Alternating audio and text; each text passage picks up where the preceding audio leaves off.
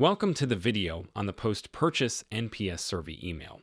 We will show how to set up the use case by going through its logic, scenario, and evaluation.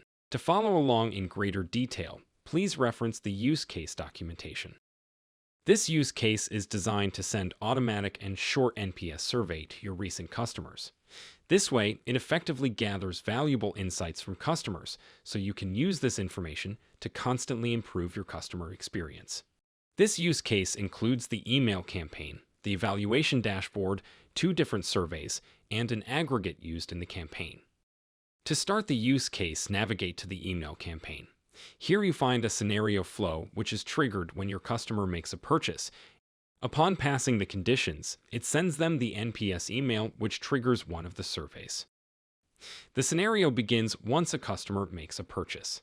To comply with GDPR rules, it first checks if your customers have a valid email and consent for newsletters. After a 14-day wait period, the scenario repeats the validity checks. The next step involves checking if the product was received successfully and not returned during that period. The last condition checks if the customer didn't get this campaign in the last 7 days.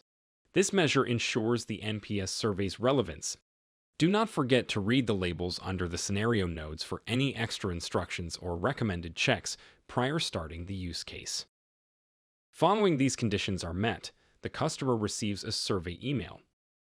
It features last bought products together with quick feedback if the customer would recommend your store. After clicking on the score, a corresponding survey will pop up to collect more detailed feedback. Before launching the email campaign, test the campaign to ensure it runs flawlessly and that you are happy with the final customizations made. Refer to our step-by-step guide on how to test the campaign in the documentation. To launch the use case to your customers, connect the trigger node to the scenario flow, save the changes, and start the scenario. Let's now have a look at the 2 types of surveys. If the customer gives a score lower than 6, this use case sends them the survey asking what to improve. You can change the design and copywriting of the survey according to your preference. On the other hand, if the customer gives a higher score, they receive a thank you survey asking for any further comments. Feel free to make any changes there as well. The customer responses are collected in the evaluation dashboard. The dashboard provides you with useful analytics on emailing metrics, such as delivery rates and open rates, final NPS score based on all customer responses, customer segmentation based on the NPS score, and any customer comments provided. And that's it.